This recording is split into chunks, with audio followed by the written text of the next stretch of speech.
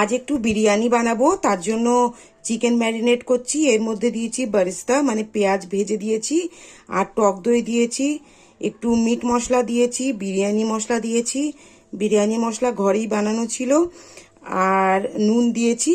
আর তারপরে এটাকে ম্যারিনেট করে মোটামুটি, এখন বেশি টাইম তো মানে অত নেই, কারণ মানে চিকেনটা জল হতেই অনেকটা টাইম লাগলো, বড় ফ্রিজে ছিল তো। তো এখন 2 ঘন্টা মতো রেখে দেবো, আর তারপরে বানাবো আর কি। চলো এখন তাহলে রাখি, টাটা। আজ একটু বিরিয়ানি বানাবো, তার জন্য চিকেন ম্যারিনেট করছি। এর মধ্যে দিয়েছি বেরেস্তা মানে পেঁয়াজ ভেজে দিয়েছি, আর টক দই দিয়েছি, একটু মিট মশলা দিয়েছি, বিরিয়ানি মশলা দিয়েছি। বিরিয়ানি মশলা ঘরেই বানানো ছিল। আর নুন দিয়েছি। আর তারপরে এটাকে ম্যারিনেট করে মোটামুটি, এখন বেশি টাইম তো মানে অত নেই, কারণ মানে চিকেনটা জল হতেই অনেকটা টাইম লাগলো, বড় ফ্রিজে ছিল তো। তো এখন 2 ঘন্টা মতো রেখে দেবো, আর তারপরে বানাবো আর কি। চলো এখন তাহলে রাখি, টাটা।